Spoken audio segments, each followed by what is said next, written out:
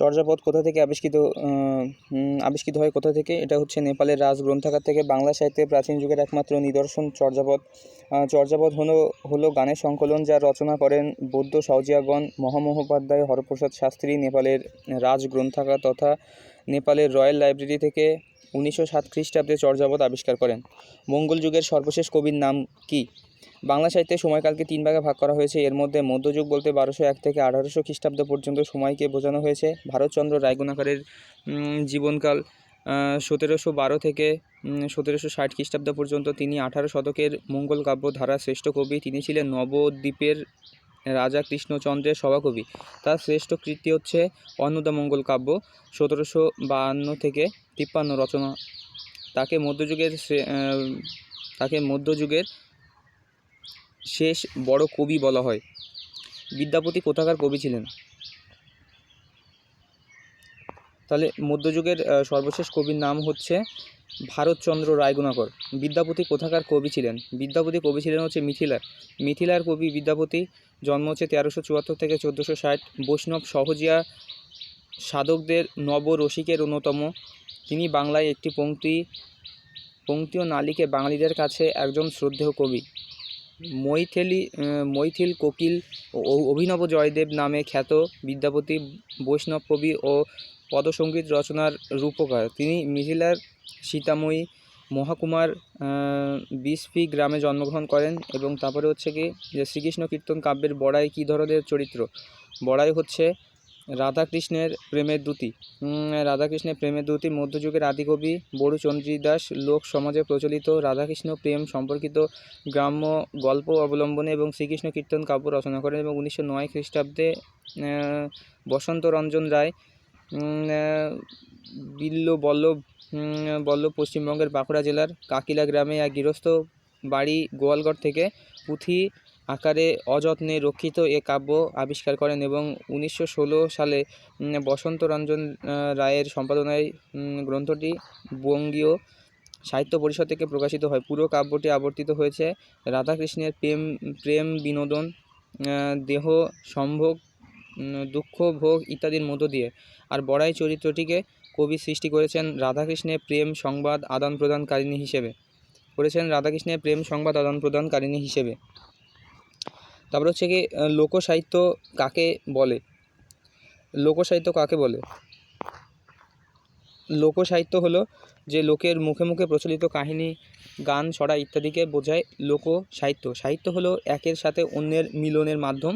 আর লোকসাহিত্য হলো জনসাধারণের মুখে মুখে প্রচলিত গাথা, কাহিনী, গান, ছড়া, প্রবাদ ইত্যাদি। বাংলা সাহিত্যে কখন গদ্যের সূচনা হয়? বাংলা সাহিত্যে গদ্যের সূচনা হয় হচ্ছে 19 শতকে। গবেষকদের মতে 16 শতক থেকে 18 শতক অবধি বাংলা গদ্যের নিদর্শন প্রধানত চিঠিপত্রে ও দলিল দস্তাবেজে আবদ্ধ ছিল, কিন্তু বাংলা সাহিত্যের গদ্যের সূচনা হয় 19 শতকে। বাংলা ভাষায় প্রথম সাময়িক পত্র কোনটি? বাংলা ভাষায় প্রথম সাময়িক পত্র হচ্ছে দিগদর্শন। প্রকাশকাল হচ্ছে 1818। সম্পাদক হচ্ছে জন ক্লার্ক মার্শম্যান। বাংলা সংবাদপত্রের ইতিহাসে 1818 খ্রিস্টাব্দে যে 3টি গুরুত্বপূর্ণ দিগদর্শন, সমাচার দর্পণ, বেঙ্গল গেজেট পত্রিকা প্রকাশিত হয় হুগলি জেলার শ্রীরামপুরের খ্রিস্টান মিশনারিদের তত্ত্বাবধানে, তার মধ্যে দিগদর্শন অন্যতম। ইয়াং বেঙ্গল কি? ইয়াং বেঙ্গল হচ্ছে ইংরেজি ভাবধারা পুষ্ট বাঙালি যুবক, সেটা হচ্ছে ইয়াং বেঙ্গল হচ্ছে 19 শতকে বাংলা নবজাগরণ বা রেনেসাঁসের বার্তাবাহী। পাশ্চাত্য শিক্ষা, সভ্যতা ও সংস্কৃতির আলোকে আলোকিত বাঙালি যুব সমাজ, এবং এই দলে প্রায় সকলেই ছিলেন হিন্দু কলেজের ছাত্র এবং অধ্যাপক ডিরোজিওর শিষ্য। দীনবন্ধু মিত্রের প্রহসন কোনটি? দীনবন্ধু মিত্রের প্রহসন হচ্ছে বিয়ে পাগলা বুড়ো। বাংলা সাহিত্যের অমিতাক্ষ ছন্দের প্রবর্তক মাইকেল মধুসূদন দত্তের 2টি প্রহসন হলো বুড়ো শালিকের ঘাড়েরও 1860, একেই কি বলে সভ্যতা 1860। ঈশ্বরচন্দ্র গুপ্তের অনুপ্রেরণায় কবিতা দিয়ে সাহিত্য জীবন শুরু করা দীনবন্ধু মিত্র প্রহসন রচনায় অত্যন্ত দক্ষতার পরিচয় দেন, এবং তার রচিত প্রহসন 2টি হলো সদবার একাদশী 1866, বিয়ে পাগলা বুড়ো 1866। বিয়ে পাগলা বুড়ো প্রহসন সমাজের প্রাচীনপন্থীদের ব্যঙ্গ করে রচনা করেন। মীর মোশাররফ হোসেনের নাটক কোনটি? মীর মোশাররফ হোসেনের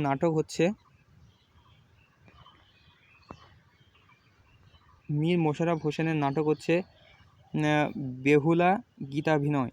মীর মোশাররফ হোসেন রচিত নাটক হলো বসন্ত কুমারী 1873, জমিদার দর্পণ 1873, বেহুলা গীতাভিনয় 1889, মাইকেল মধুসূদন দত্ত রচিত বাংলা নাটক পদ্মাবতী 1860, কৃষ্ণকুমারী 1861, শর্মিষ্ঠা 1858, মায়া কানন। উল্লেখ্য যে কৃষ্ণকুমারী বাংলা সাহিত্যে প্রথম সার্থক ট্র্যাজেডি নাটক। নবীন তপস্বিনী 1866, নাটকের রচয়িতা দীনবন্ধু মিত্র। দীনবন্ধু মিত্রের অন্য নাটকগুলো হলো লীলাবতী 1867, জামাই বারিক 1872, কমলে কামিনী 1873। কলকাতায় প্রথম রঙ্গমঞ্চ তৈরি হয় কত সালে? 1753 সালে। কলকাতায় প্রথম রঙ্গমঞ্চ তথা নাট্যমঞ্চ তৈরি হয় হচ্ছে 1853 সালে। নাটক ও নৃত্যকর্মকে উৎসাহিত করতে ব্রিটিশরা প্লে হাউস নামক এই রঙ্গমঞ্চটি প্রতিষ্ঠা করেন এবং কলকাতার লাল দিঘির পূর্ব পাশে লালবাজার রোডে এটি অবস্থিত হয়। রবীন্দ্রনাথ ঠাকুরের অতি প্রাকৃত গল্প কোনটি? এটা হচ্ছে ক্ষুধিত পাষাণ। অতি প্রাকৃত শব্দের অর্থ হচ্ছে অলৌকিক, অনৈসর্গিক, সুপার ন্যাচারাল। রবীন্দ্রনাথ ঠাকুরের ছোট গল্পগুলোর বিষয়বস্তুর দিকে লক্ষ্য করলে দেখা যায় তার গল্পে প্রেম, সামাজিক জীবনের সম্পর্ক, বৈচিত্র্য, প্রকৃতির সঙ্গে মানব মনের নিগূঢ় অন্তরঙ্গ যোগ এবং অতি প্রাকৃতের স্পর্শ। তার অতিপ্রাকৃত গল্পগুলো হলো গুপ্তধন, জীবিত ও মৃত, মণিহারা, ক্ষুধিত পাষাণ, নিশীথে, সম্পত্তি সমর্পণ প্রভৃতি। অন্যদিকে এক রাত্রি, নষ্টনীড় এবং মধ্যবর্তিনী তার রচিত প্রেম বিষয়ক গল্প।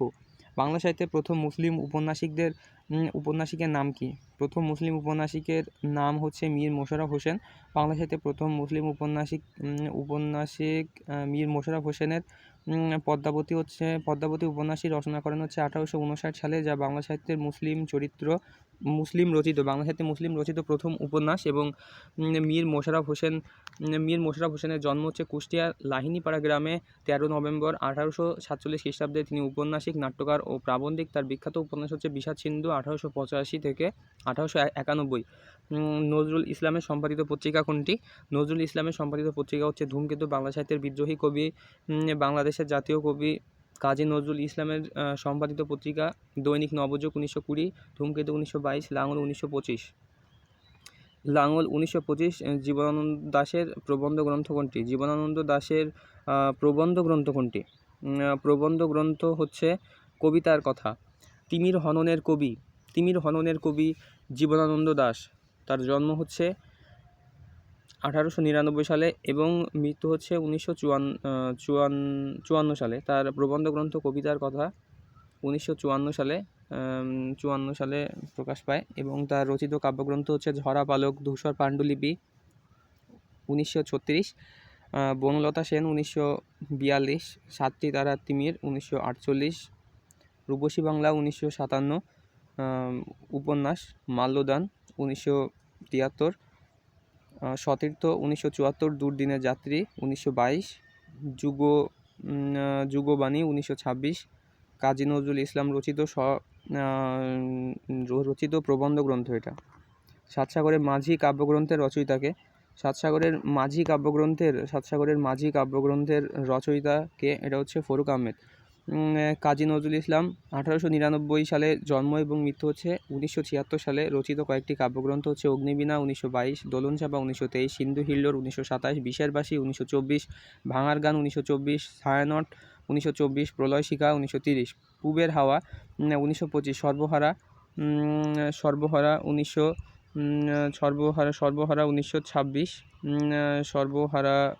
1926, ইসলামী স্বতন্ত্রবাদী কবি ফরুক আহমেদের উল্লেখযোগ্য কাব্যগ্রন্থ সাতসাগরের মাঝি 1974, সাতসাগরের মাঝি মুহূর্তের কবিতা 1963, ছান্দিক কবি আব্দুল কাদিরের কবিতা গ্রন্থ হচ্ছে দিলরুবা 1933, উত্তর বসন্ত 1967, পল্লী প্রকৃতির সৌন্দর্যর বর্ণনায় নৈপুণ্যের স্বাক্ষরকারী বন্দে আলী মিয়া বন্দেয়ালী মিয়ার রচিত কাব্যগ্রন্থ ময়নামতির চর 1932, অনুরাগ 1932।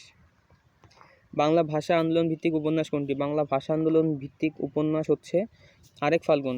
কথাশিল্পী ও চলচ্চিত্র পরিচালক জহির রায়হান, 1935 সালে জন্ম এবং 1972 সালে মৃত্যু।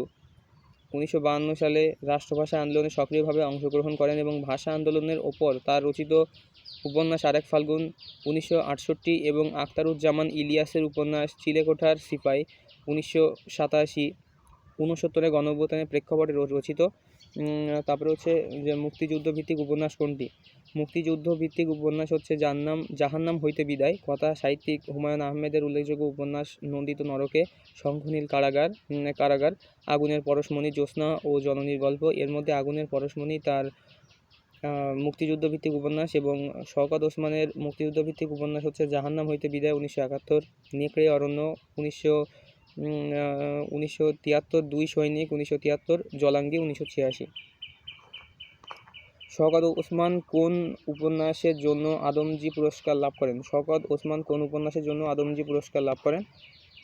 আদমজী পুরস্কার লাভ করেন এটা হচ্ছে কৃতদাসের হাসি। কথা সাহিত্যিক শওকত ওসমান কৃতদাসের হাসি 1962 উপন্যাসের জন্য 1966 সালে আদমজী পুরস্কার লাভ করেন এবং এই উপন্যাসটিতে প্রতীকাশ্রয়ে তৎকালীন পাকিস্তানিদের বিরূপ শাসনের সমালোচনা করা হয়েছে এবং এ উপন্যাসের ইংরেজি অনুবাদ করা হয় এ স্ল্যাব লাভস 1976 সালে, যে গ্রন্থ আছে সেখান থেকে।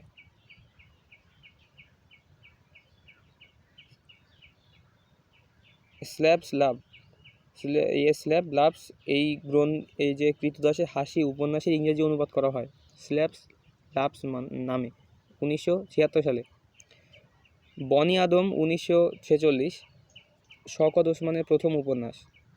এছাড়া জননী 1961, চোর সন্ধি 1968 প্রভৃতি তার প্রখ্যাত উপন্যাস। উপরোধ শব্দের অর্থ কী? উপরোধ শব্দের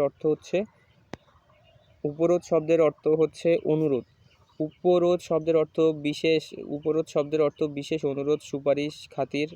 উপরোধে ঢেকি গেলা বাগধারাটিতে এ শব্দের ব্যবহার দেখা যায়, যার অর্থ অনুরোধ এড়াতে না পেরে অনিচ্ছা সত্ত্বেও কোনো কাজ করা। Dhaka is becoming one of the busiest city in the Asia. বাক্যটিতে ডিগ্রি এর ব্যবহার দেখাতে বলা হয়েছে। এখানে মূল অ্যাডজেক্টিভ বিজি এর সুপারলেটিভ ফর্ম ব্যবহার করতে হবে এবং অপশনে রয়েছে মোর বিজি বা বিজি এর superlative form. More busy superlative form নয়, অপশনে যেটা আছে বিজি যা মূলত অ্যাডজেক্টিভ। খতে আছে বিজি যেটা মূলত অ্যাডজেক্টিভ। গ অপশনে আছে বিজিয়েস্ট, বিজি অ্যাডজেক্টিভের সঠিক সুপারলেটিভ ফর্ম এটি। আর ঘতে আছে মোস্ট বিজিয়েস্ট, কিন্তু বিজি এর ন্যাচারাল সুপারলেটিভ যেহেতু বিজিয়েস্ট সেহেতু মোস্ট ব্যবহারের প্রয়োজন নেই, সুতরাং সঠিক উত্তর হচ্ছে গ। We had written the book before he retired. He had written the book before he retired টেন্সের ব্যবহার করে বাক্যটি সম্পূর্ণ করতে হবে। বিফোর কনজাংশনযুক্ত পাস্ট পারফেক্ট টেন্স এর ব্যবহার হলে বিফোরের পূর্বে পাস্ট পারফেক্ট টেন্স হবে এবং বিফোরের পরের অংশ পাস্ট ইনডিফিনিট বা সিম্পল পাস্ট টেন্সে হবে। উত্তর অপশনগুলোর ক নংয়ে রয়েছে রিটায়ার্ড, যা রিটায়ার্ড এর সিম্পল পাস্ট ফর্ম। সুতরাং নিয়ম অনুযায়ী বিফোরের পরে সিম্পল পাস্টের ব্যবহার আছে ক নম্বরে, কারণ হচ্ছে রিটায়ার এর সিম্পল পাস্ট ফর্ম রিটায়ার্ড, অতএব সঠিক উত্তর হচ্ছে ক। রিজভি রিকোয়েস্টেড রিনি, এটা হচ্ছে over telephone to attend the meeting. ওপরের অপশনগুলোতে রিনিকে টেলিফোনের মাধ্যমে মিটিংয়ে উপস্থিত থাকতে অনুরোধ করছে। এখানে টেলিফোনের সঙ্গে কথোপকথন প্রিপোজিশন ব্যবহার করতে হবে। কোনো কিছু ব্যবহার যখন কোনো কিছুর মাধ্যমে বা উপায়ে সম্পন্ন হয় তখন ওভার প্রিপোজিশন ব্যবহৃত হয়, যেমন রেডিও, টেলিগ্রাফ, টেলিফোন ইত্যাদি। Oxford advance learner dictionary new seventh edition P1080 rule 13। For example, we would not tell me over the phone. She would not tell me over the phone. সুতরাং ওপরের বাক্যে রিনিকে রিজভি যেহেতু টেলিফোনের মাধ্যমে বা উপায়ে অনুরোধ করেছে সেহেতু সঠিক উত্তর হচ্ছে ওভার হবে। অতএব সঠিক উত্তর ক। The word precedence means the word precedence the word precedence means priority. The word precedence means priority. Precedence শব্দটি হচ্ছে নাউনের অর্থ হচ্ছে অগ্রাধিকার বা অগ্রগণ্যতা, যেমন হচ্ছে অর্ডার অফ দ্য প্রিসিডেন্স, এই অর্থে প্রিওরিটি সঠিক উত্তর। কেননা প্রিওরিটি শব্দটি দ্বারা অগ্রগণ্য বা অগ্রাধিকার মিন করে। আবার শব্দটি যদি প্রিসিডেন্ট হতো তাহলে এক্সাম্পল সঠিক উত্তর হতো, কারণ প্রিসিডেন্ট শব্দের অর্থ হচ্ছে নজির, পূর্ব নিদর্শন, উদাহরণ, দৃষ্টান্ত ইত্যাদি। এল্ডারলি শব্দটি অ্যাডজেক্টিভ যার অর্থ হচ্ছে বয়োজ্যেষ্ঠ, প্রৌঢ়, প্রবীণ ইত্যাদি। কেস নাউনটির দুই ধরনের অর্থ রয়েছে, এক হচ্ছে ঘটনা, ব্যাপার ইত্যাদি, দুই হচ্ছে বাক্স, খাম, আবরণ ইত্যাদি। সুতরাং সঠিক উত্তর হচ্ছে খ। The price of the rice আর the prices of rice are rising. রাইজের অর্থ হচ্ছে ঘুম থেকে ওঠা, জেগে ওঠা, বৃদ্ধি পাওয়া। পাস্ট পার্টিসিপল ফর্ম যথাক্রমে রোজ, রাইজেন, রাইজ দ্বারা কোনো কিছুকে ওঠানো বোঝায় এবং এর পাস্ট ফর্ম বা পাস্ট পার্টিসিপল ফর্ম হবে রেইজড। ভার্বটির প্রেজেন্ট পার্টিসিপল হবে রাইজিং। উপযুক্ত বাক্যটিতে রাইজের মূল বৃদ্ধি একটি চলমান প্রক্রিয়া এবং কন্টিনিউয়াস প্রসেস, অতএব বাক্যটিতে রাইজ ভার্ব এর কন্টিনিউয়াস টেন্স হবে, অর্থাৎ রাইজিং যোগ করতে হবে, রাইজিং। সঠিক উত্তর হবে গ। To get along with means to adjust. Get along with একটি phrasal verb. Get along with একটা ফ্রেজাল ভার্ব যার অর্থ হচ্ছে good relationship with someone. আবার ডিল উইথ বা হ্যান্ডেল অর্থেও গেট অ্যালং উইথ ব্যবহার হতে পারে, যেমন how are you getting along with the training course. To adjust অর্থ কোনো কিছুর সাথে নিজেকে খাপ খাওয়ানো। গুড রিলেশন না থাকলে তার সাথে নিজেকে খাপ খাওয়ানো যায় না। টু অ্যাকম্পেনি অর্থ কারো সঙ্গী, সহগামী হওয়া। টু ইন্টারেস্ট বলতে কোনো কিছুতে আগ্রহ, অনুরাগ, আকর্ষণ, আসক্তি, স্প্রিয়া ইত্যাদি বোঝায়। টু ওয়াকের অর্থ হাঁটাচলা করা ইত্যাদি, হাঁটাচলা, চলাফেরা ইত্যাদি। সুতরাং সঠিক উত্তর হচ্ছে ক।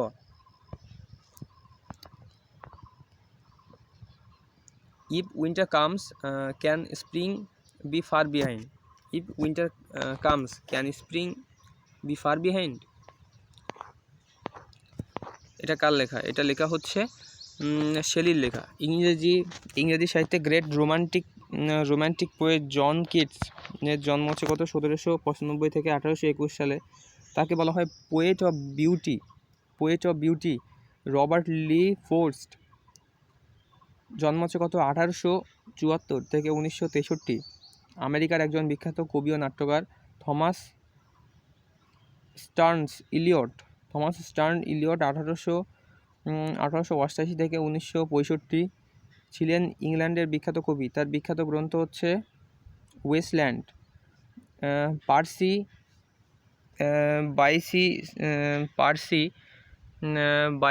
Shelley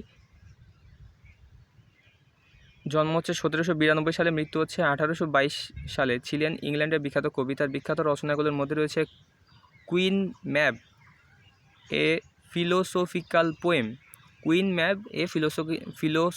poem, the revolt of Ireland, the revolt of Islam. তারপরে হচ্ছে প্রমিথিয়াস, তার বিখ্যাত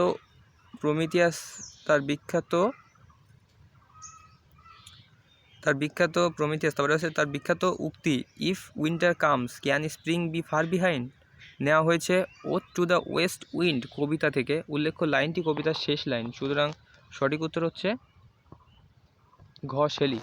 the verb of the word short is shorten. Short শব্দটি অ্যাডজেক্টিভ, এর ভার্ব ফর্ম হচ্ছে শর্টেন, সংক্ষিপ্ত করা। অ্যাডভার্ব শর্টলি, সংক্ষিপ্তভাবে। নাউন শর্টনেস, সংক্ষেপ। এনশর্ট শব্দটি শর্টের ভার্ব নয়, আবার শর্টেন বা শর্টিং শব্দ দুইটিও শর্টের ভার্ব ফর্ম নয়। সুতরাং সঠিক উত্তর হচ্ছে খ। Light is to dark to cold. Light is to dark as cold is too light is too dark, as cold is too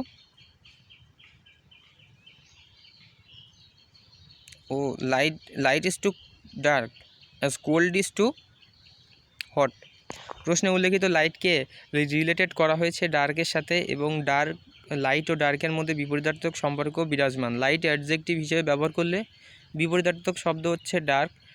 লাইটের অর্থ হচ্ছে আলোক বিশিষ্ট, উজ্জ্বল। ডার্কের অর্থ হচ্ছে আধার, অন্ধকার, তিমির ইত্যাদি। এই সাদৃশ্য বিচারে কোল্ডের বিপরীতার্থক শব্দ হচ্ছে হট, কারণ কোল্ড ও হট দুইটি হচ্ছে অ্যাডজেক্টিভ। সুতরাং সঠিক উত্তর হচ্ছে ক।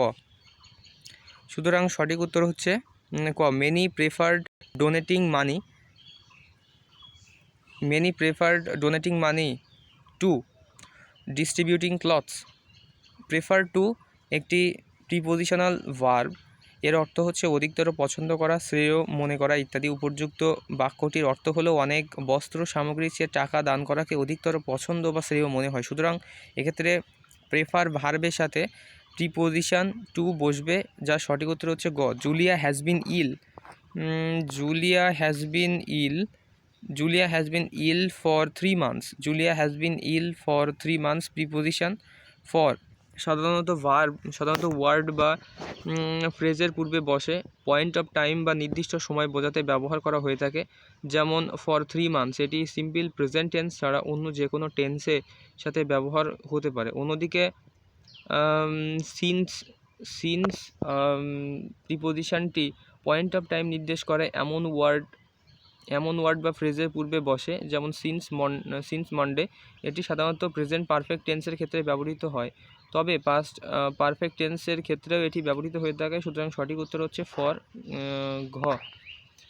We were waiting for the bus. The underline part is a noun phrase.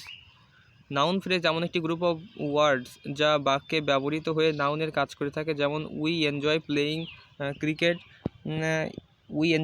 Cricket. Infinitive ফ্রেজে হেড ওয়ার্ড হিসেবে থাকে একটি ইনফিনিটিভ, এর অর্থাৎ 2+ ভার্ব, যেমন to read newspaper is good habit. এরূপ ফ্রেজ নাউন মডিফায়ার বা ভার্বের কমপ্লিমেন্ট হিসেবে ব্যবহৃত হয়। প্রিপোজিশন বা নাউন ফ্রেজ মিলে প্রিপোজিশনাল ফ্রেজ গঠিত হয়ে থাকে, যেমন প্রিপোজিশনাল ফ্রেজের প্রথম ও শেষ প্রিপোজিশন থাকে, সেগুলো সেন্টেন্সে প্রিপোজিশনে কাজ করে থাকে, যেমন in case of. Prepositional phrase যেমন গঠনের দিক থেকে প্রিপোজিশনাল, কিন্তু এরা সেন্টেন্সে অ্যাডজেক্টিভ বা adverb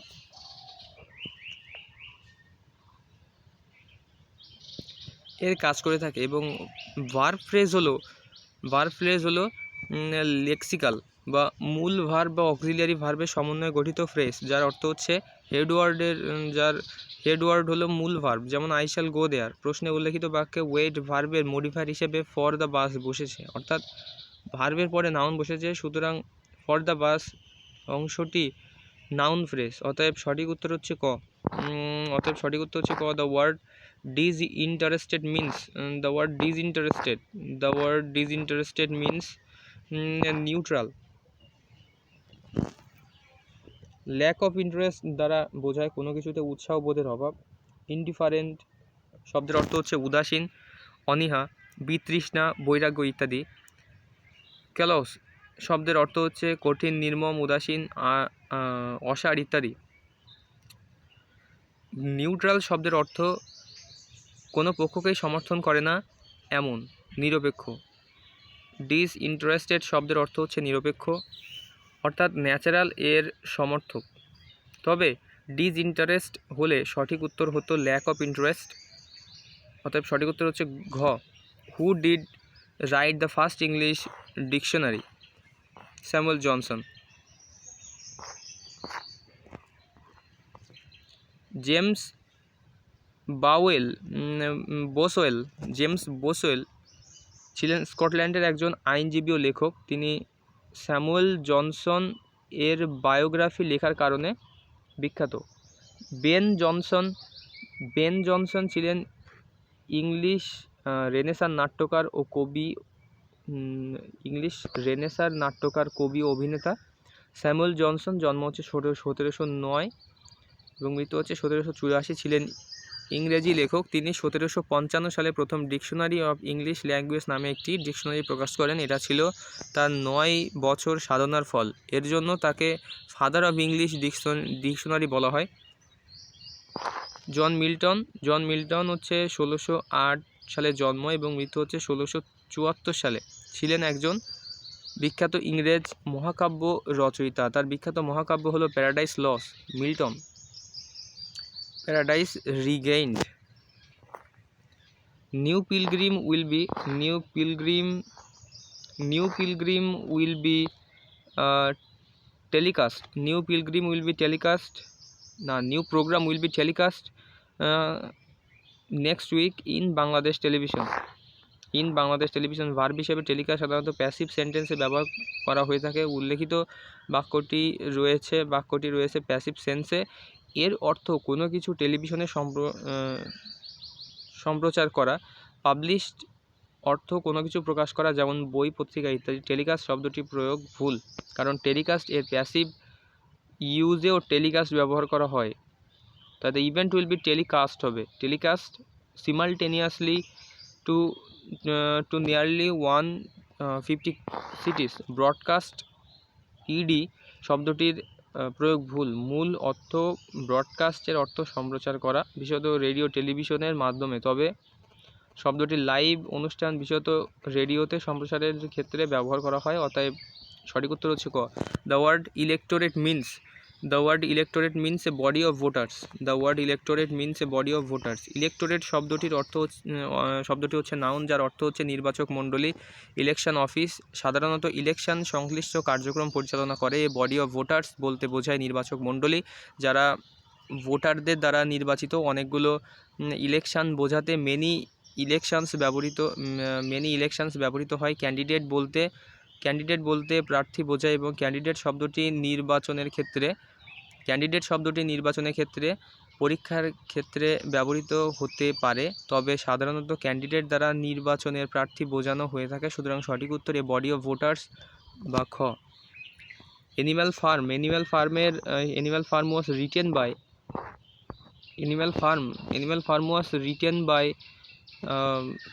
George Orwell. Eric Arthur Blair 1903 সালে জন্ম এবং 1950 সালে মৃত্যু। এর পেন নেম হলো জর্জ অরওয়েল। তিনি ভারতের বর্তমান বিহারে জন্মগ্রহণ করেছিলেন। পরে তিনি ব্রিটিশ নাগরিকত্ব লাভ করেন।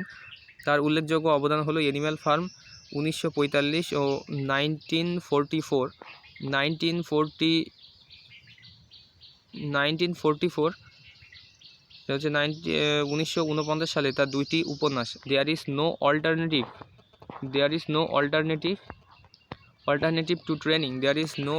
টু ট্রেনিং অ্যাপ্রোপ্রিয়েট প্রিপোজিশন অনুযায়ী অল্টারনেটিভ নাউনটি সবসময় টু প্রিপোজিশন অনুসরণ করে এবং এর অর্থ বিকল্প। There is an alternative answer to the problem. অতএব সঠিক উত্তর টু বা ক। Which sentence is correct? This is a unique case. সাধারণত নাউনের প্রথম অক্ষর এই আই ও ইউ হলে বা ভাওয়েলের মতো উচ্চারিত হলে তার আগে আর্টিকেল অ্যান বসে, যেমন হি ইজ অ্যান এমএ। কিন্তু নাউনের প্রথম অক্ষর ভাওয়েল থাকা সত্ত্বেও যদি তার উচ্চারণ ইউ এর মতো হয়, যেমন ইউনিক, ইউনিভার্সিটি,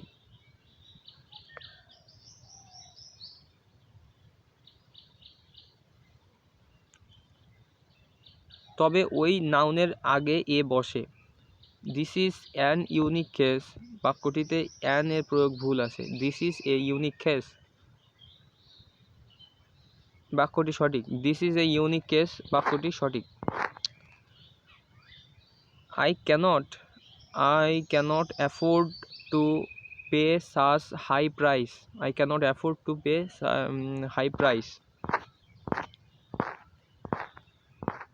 কোন গোষ্ঠী থেকে বাঙালি জাতির প্রধান অংশ গড়ে উঠেছে?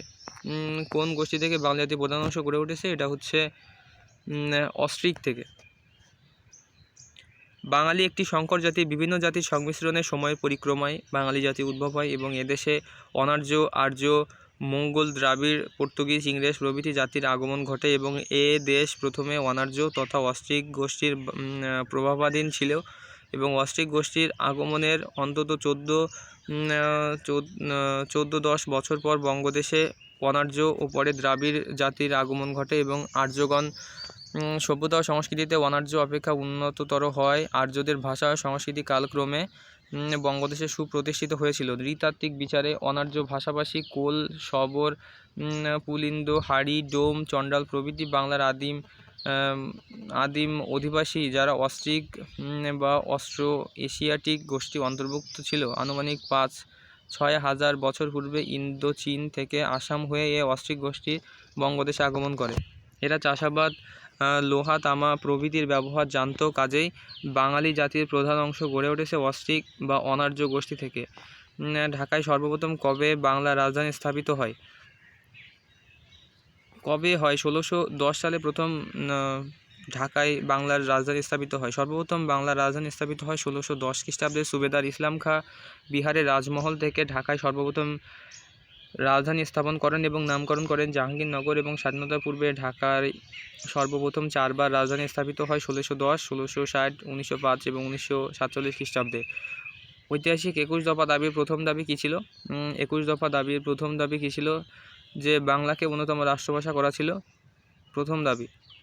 হোসেন শহীদ সোহরাওয়ার্দী শেরেবাংলা একে ফজলুল হক মওলানা ভাসানীর নেতৃত্বে 1954 সালে সাধারণ নির্বাচনে যুক্তফ্রন্টের নির্বাচনী ইশতেহার ছিল ঐতিহাসিক 21 দফা। ঐতিহাসিক 21 দফার প্রথম দাবিটি ছিল বাংলা ভাষা হবে পাকিস্তানের অন্যতম রাষ্ট্রভাষা। অপরাজেয় বাংলা কবে উদ্বোধন করা হয়? অপরাজেয় বাংলা উদ্বোধন করা হয় হচ্ছে 16 ডিসেম্বর 1979 সালে। 16 ডিসেম্বর 1979 সালে ত্রিভুজাকৃতি ভূমির সামান্য কিছু ওপরে বন্দুক কাঁধে নারী ও পুরুষের সম্মিলিতভাবে মুক্তিযুদ্ধে অংশগ্রহণের ও বিজয়ের প্রতীক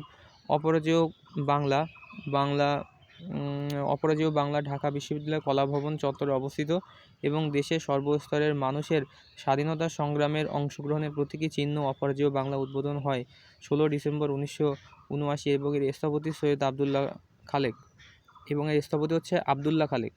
অপরাজেয় বাংলার জাতীয় স্মৃতিসৌধের উচ্চতা কত? জাতীয় স্মৃতিসৌধের উচ্চতা হচ্ছে 46.5 মিটার। ঢাকার সাভারের নবীনগরে অবস্থিত জাতীয় স্মৃতিসৌধকে বলা হয় সম্মিলিত প্রয়াস। বঙ্গবন্ধু শেখ মুজিবুর রহমান 16 ডিসেম্বর 1972 ভিত্তিপ্রস্তর স্থাপন করেন এবং 16 ডিসেম্বর 1982 তৎকালীন রাষ্ট্রপতি হুসেন মোহাম্মদ এরশাদ এটি উদ্বোধন করেন এবং স্থপতি ছিলেন সৈয়দ মইনুল হোসেন।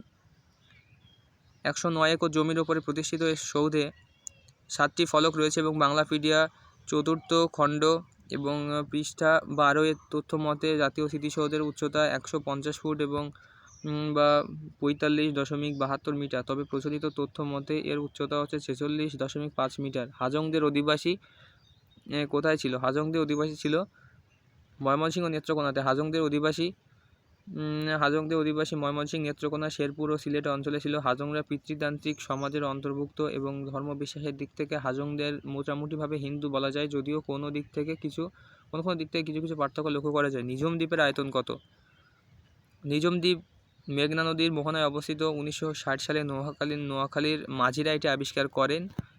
এর পুরানো নাম হচ্ছে বাউলার চর।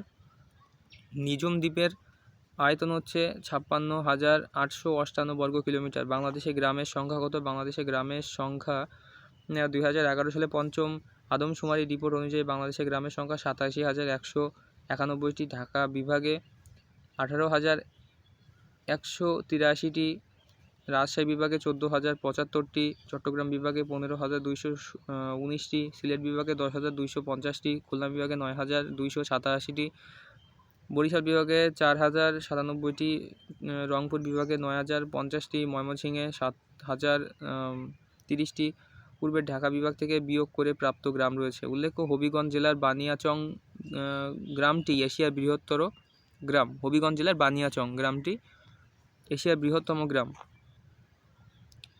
বাংলাদেশে প্রথম জাতীয় সংসদ নির্বাচন কবে অনুষ্ঠিত হয়? বাংলাদেশে প্রথম জাতীয় সংসদ নির্বাচন অনুষ্ঠিত হয় হচ্ছে 7ই মার্চ 1973। বাংলাদেশে প্রথম জাতীয় সংসদ নির্বাচন অনুষ্ঠিত হয় 7 মার্চ 1973। প্রথম সংসদের মেয়াদকাল ছিল 2 বছর 6 মাস 29 দিন।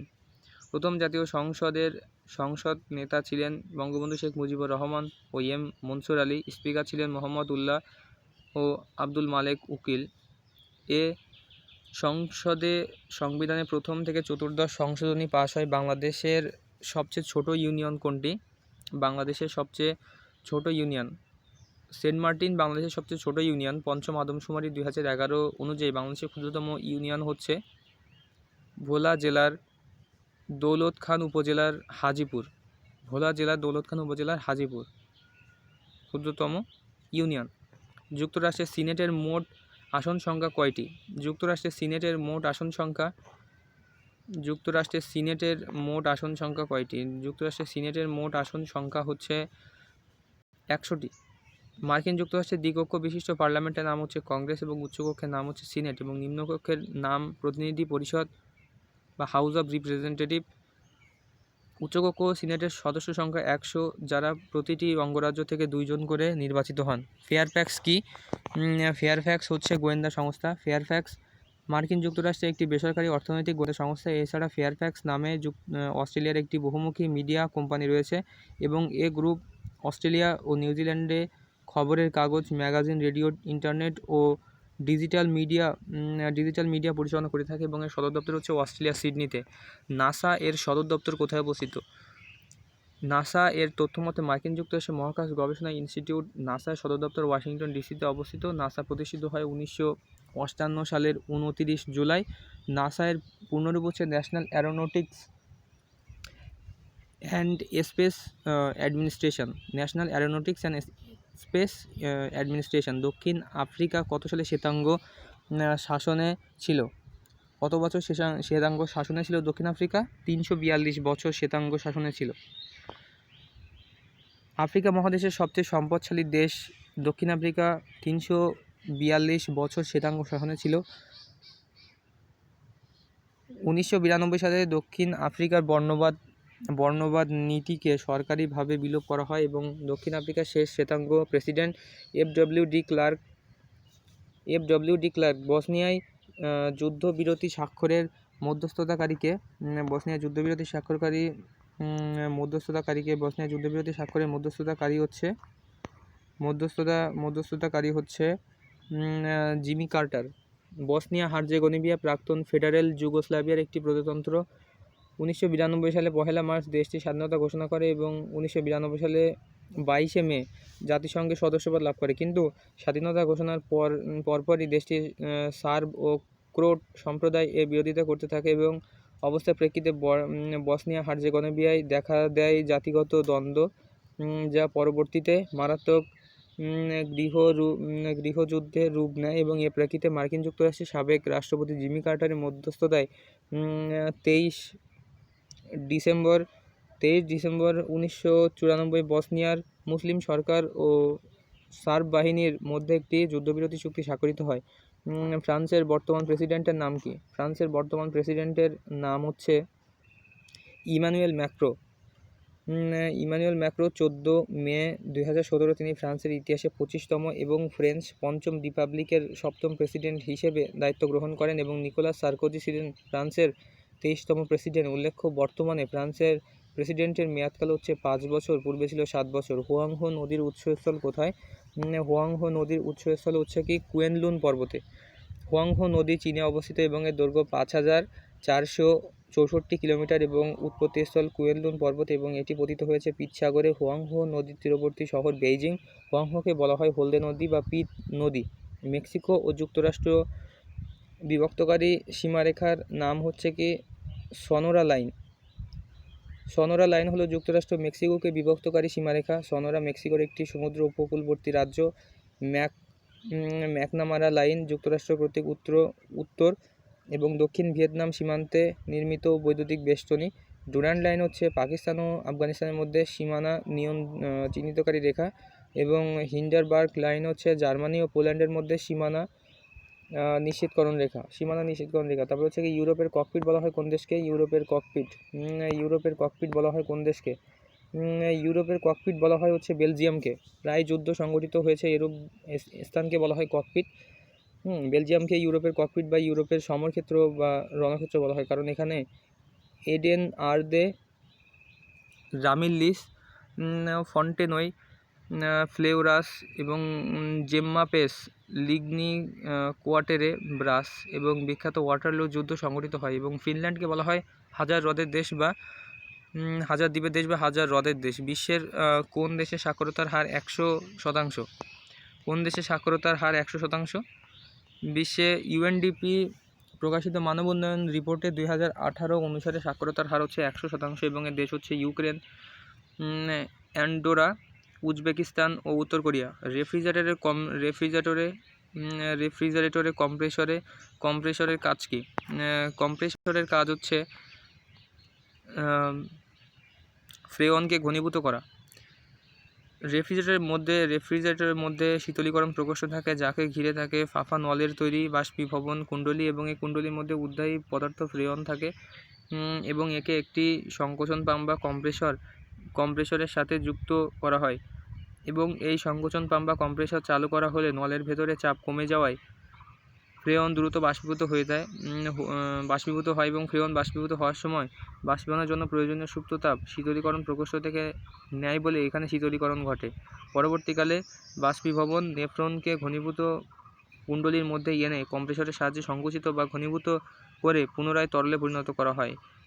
কাজেই বলা যায় যে নেফ্রনকে বাষ্পে পরিণত করা হয় এবং নেফ্রনকে ঘনীভূত করা, এই উভয় কাজই কম্প্রেসর করে থাকে, তবে কম্প্রেসরের প্রধান কাজ হলো নেফ্রনকে ঘনীভূত করা। 1 গ্রাম পানির তাপমাত্রা 20 ডিগ্রি সেলসিয়াস থেকে 30 ডিগ্রি সেলসিয়াসে বৃদ্ধির জন্য কত তাপের প্রয়োজন?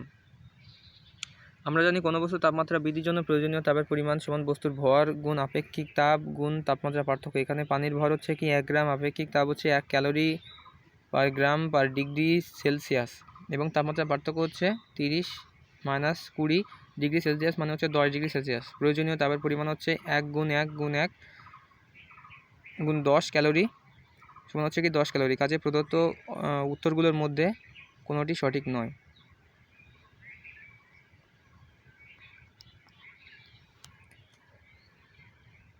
কোনো শব্দ শোনার পরে কত সেকেন্ড পর্যন্ত এর রেশ আমাদের মস্তিষ্কে থেকে যায়? কোনো শব্দ শোনার পরে প্রায় 0.1 সেকেন্ড পর্যন্ত এর রেশ আমাদের মস্তিষ্কে থেকে যায় এবং এই সময়কে শব্দানুভূতির স্থায়িত্বকাল বলে। এবং কোনো শব্দ শোনার পর শব্দানুভূতির স্থায়িত্বকাল বলে 0.1 সেকেন্ড পর্যন্ত এর যে রেশ আমাদের মস্তিষ্কে থাকে এই সময়কে শব্দানুভূতির স্থায়িত্বকাল বলে। এবং কোনো শব্দ শোনার পর যদি 0.1 সেকেন্ডের মধ্যে আরেকটি শব্দ আমাদের কানে এসে পৌঁছায়, তবে আমাদের মস্তিষ্ক দুইটি শব্দ আলাদাভাবে শনাক্ত করতে বা বুঝতে পারে না। টেপ রেকর্ডার ও কম্পিউটার স্মৃতির ফিতায় কী ধরনের চুম্বক ব্যবহার করা হয়? টেপ রেকর্ডার বা কম্পিউটার স্মৃতির ফিতায় সিরামিক চুম্বক ব্যবহার করা হয় এবং এই সিরামিক চুম্বক হচ্ছে এক ধরনের স্থায়ী চুম্বক বা যা আয়রন অক্সাইড ও বেরিয়াম অক্সাইডের মিশ্রণে তৈরি ফেরাইড নামক যৌগিক পদার্থ দ্বারা গঠিত। টেলিভিশনের রঙিন ছবি উৎপাদনের জন্য কয়টি মৌলিক রঙের ছবি ব্যবহার করা হয়? এটা হচ্ছে 3টি মৌলিক রঙের ছবি ব্যবহার করে থাকে। আমাদের চারপাশে প্রতিনিয়ত যে অসংখ্য রঙের বস্তু দেখতে পাই, সেই রঙগুলোর প্রতিটি 3টি মূল বা মৌলিক রং দ্বারা সৃষ্ট। এই রং 3টি হচ্ছে লাল, সবুজ ও নীল এবং এই 3টি রঙকে বিভিন্ন অনুপাতে মিশিয়ে আমাদের চারপাশে দৃশ্যমান সকল রঙই তৈরি করা সম্ভব। এজন্যই টেলিভিশনে বিভিন্ন রঙের রঙিন ছবি উৎপাদনের জন্য এই 3টি মৌলিক রং ব্যবহার করা হয়। পৃথিবীতে কখন ল্যাপটপ কম্পিউটার পরিবর্তিত হয় এবং কোন কোম্পানি এটা তৈরি করে? এপসন 1981। এপসন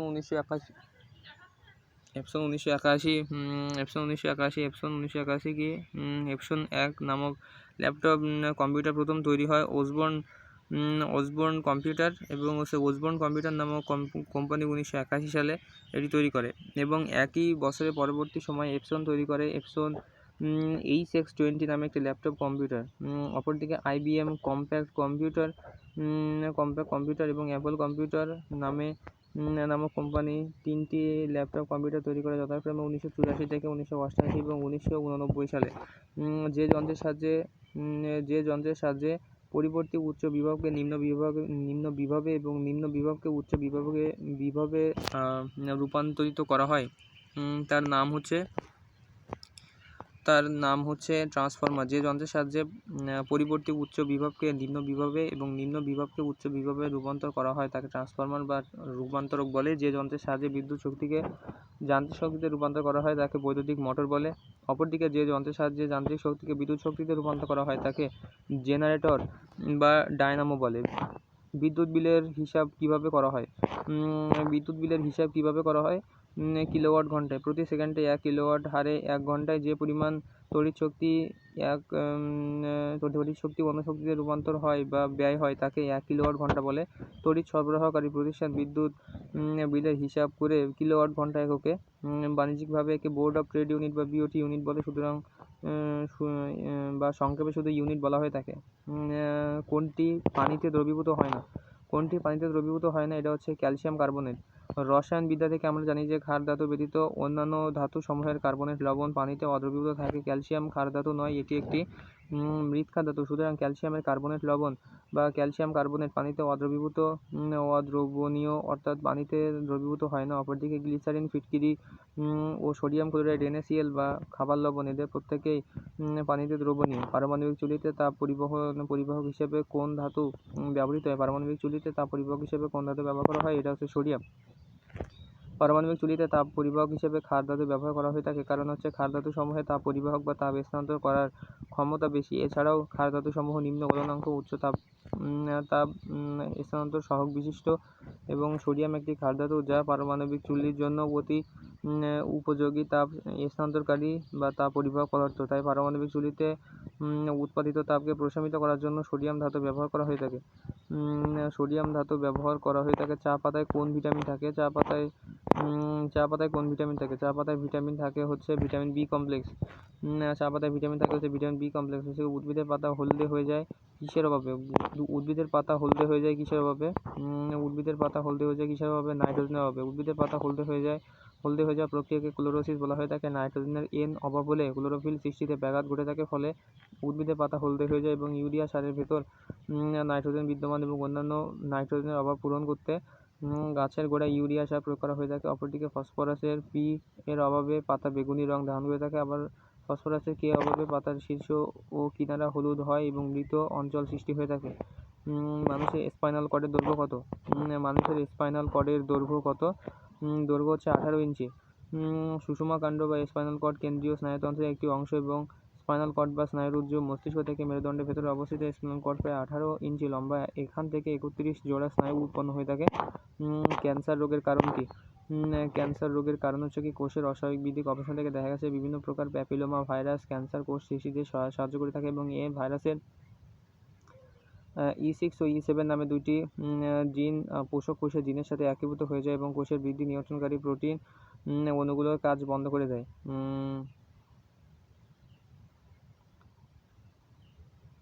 এর ফলে শুরু হয় অস্বাভাবিক কোষ বিভাজন, অর্থাৎ কোষ সংখ্যা অস্বাভাবিকভাবে বৃদ্ধি পায়।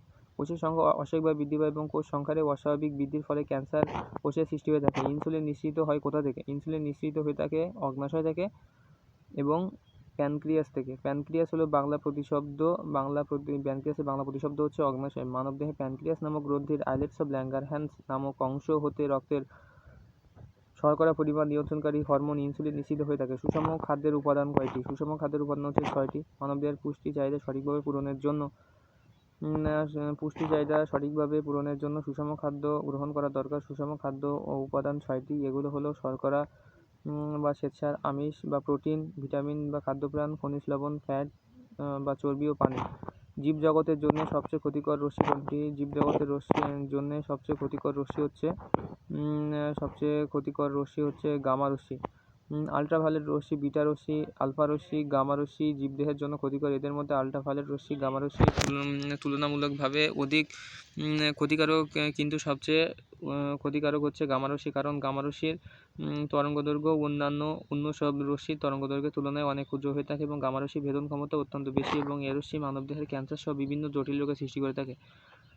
জনসংখ্যা বৃদ্ধির ফলে ব্যাপকভাবে ক্ষতিগ্রস্ত হচ্ছে কি?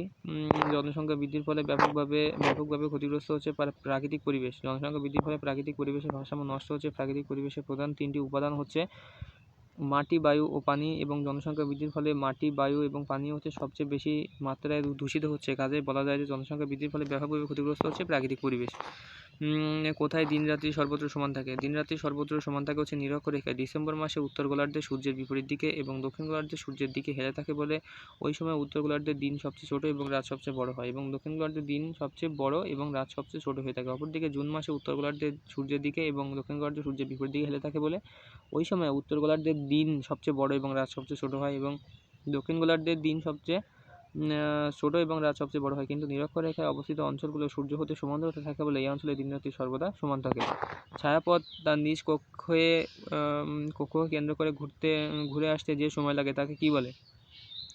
তাকে বলে কসমিক ইয়ার। পৃথিবী ও অন্যান্য গ্রহগুলো যেমন প্রতিনিয়ত সূর্যকে কেন্দ্র করে ঘুরছে, তেমনি সূর্য তার গ্রহ সমেত তার নিজ গ্যালাক্সির চারপাশে ঘুরছে। আবার এই গ্যালাক্সি বা ছায়াপথ তার অন্তর্ভুক্ত তারারাজি সহ নিজ অক্ষকে কেন্দ্র করে সর্বদা পরিভ্রমণরত। ছায়াপথে তার নিজ অক্ষকে কেন্দ্র করে একবার ঘুরে আসতে যে সময় লাগে তাকে কসমিক ইয়ার বা কসমিক বর্ষ বলে। একইভাবে সূর্যের চারিদিকে একবার ঘুরে আসতে পৃথিবীতে সময় লাগে তাকে সোলার ইয়ার বা সৌর বছর বলে।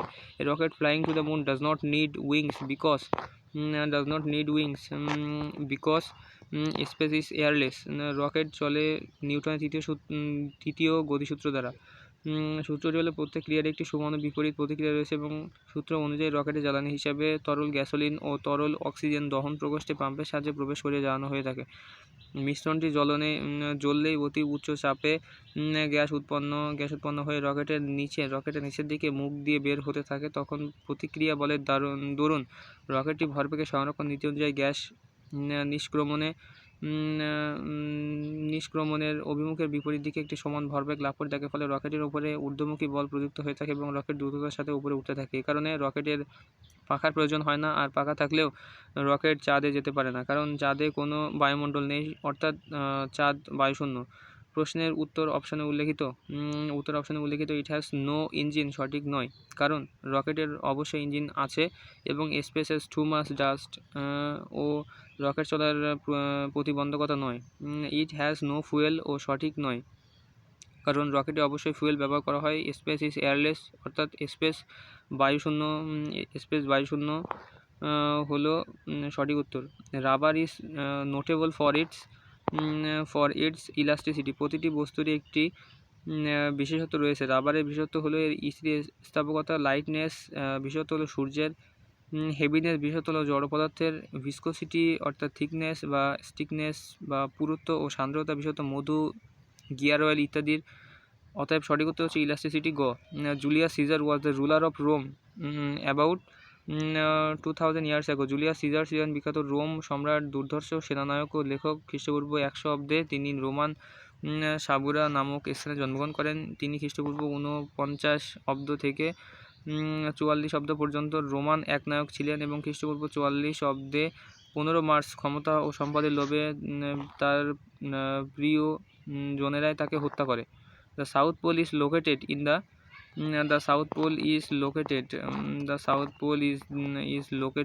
in the Antarctic. অক্ষরেখার উত্তর প্রান্তকে বলে উত্তর মেরু এবং সুমেরু বলা হয়ে থাকে। দক্ষিণ প্রান্তকে বলে দক্ষিণ মেরু বা কুমেরু। অ্যান্টার্কটিক হলো উত্তর মেরু বা সুমেরু অঞ্চল বিষয়ক। আর্কটিক বলতে উত্তর মেরু বা সুমেরু অঞ্চল বিষয়ক, এবং অ্যান্টার্কটিক বলতে দক্ষিণ মেরু বা কুমেরু অঞ্চল বিষয়ক বলা হয়ে থাকে। টাইগার যদি জিওলজি হয়ে থাকে তাহলে মার্স হচ্ছে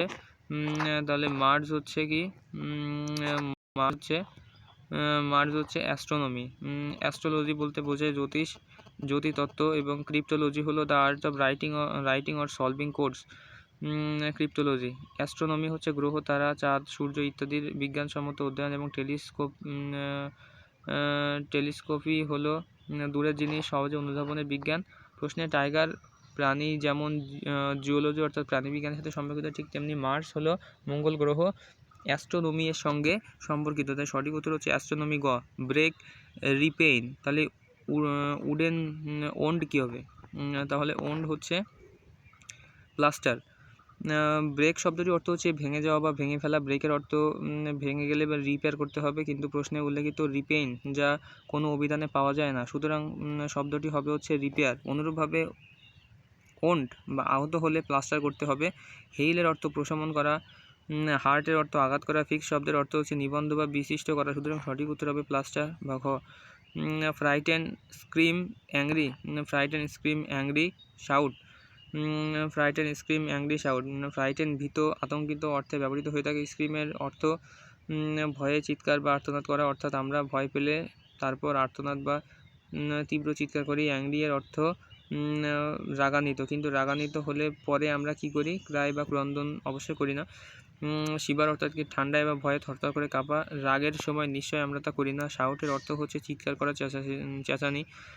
রাগান্বিত হলে আমাদের অবশ্যই সাধারণত চিৎকার করে বা চেঁচিয়ে কথা বলি।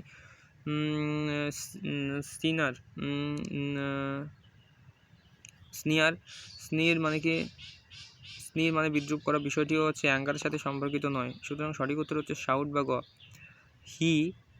He lost consciousness as a result of his head hitting the car's dashboard. Head hitting the car's dashboard, এটা হচ্ছে লস্ট। ইংরেজি বাক্য গঠন যে সাবজেক্টের পরে ভার্ব বসে কিন্তু ভার্বের অর্থ বাক্যের সাথে সামঞ্জস্যপূর্ণ কিনা তাও দেখতে হবে। ফেইল্ডের অর্থ অকৃতকার্য হওয়া বা ব্যর্থ হওয়া। ব্রোকের অর্থ ভেঙে গেল।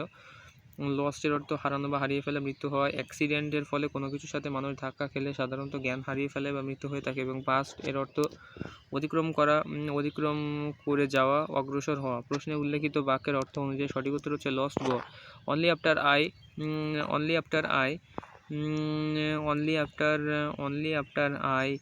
went home did I remember many doctor's appointment.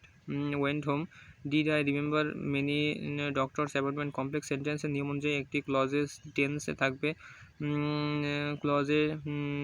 ক্লজে যে টেন্স থাকবে পরবর্তী ক্লজে সেই টেন্স অনুযায়ী করতে হবে। সুতরাং সঠিক উল্লেখিত বাক্যটি did I remember my doctor's ক্লজটি সিম্পল পাস্ট ফর্মে রয়েছে, সুতরাং পরের ক্লজটি ভার্ব সিম্পল পাস্ট ফর্মে হবে। গন শব্দটি গো ভার্বের পাস্ট পার্টিসিপল ফর্ম, সুতরাং সঠিক উত্তর হবে ওয়েন্ট, গ। when they had their first child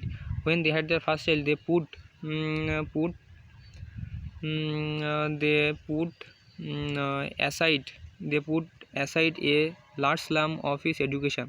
put aside phrasal ভার্বের অর্থ হচ্ছে সরিয়ে রাখা বা সঞ্চয় করে রাখা। Put aside. বিসাইডের অর্থ পাশে, আউটসাইডের অর্থ বহির্দেশ বা বাইরের অংশ, আন্ডারের অর্থ নিচে বা অধীনে। প্রশ্নে উল্লেখিত বাক্যের অর্থ অনুযায়ী অ্যাসাইড শব্দটি সঠিক, কারণ বাক্যটির অর্থ হলো যখন তারা প্রথম সন্তান নিল তখন তারা সন্তানের ভবিষ্যৎ শিক্ষার জন্য আয়ের একটি বড় অংশ সঞ্চয় করত। তাছাড়া পুট ভার্বের সাথে অ্যাসাইড প্রিপোজিশন যোগ না হলে সঠিক হয় না অর্থ, তাই সঠিক উত্তর হচ্ছে অ্যাসাইড ক।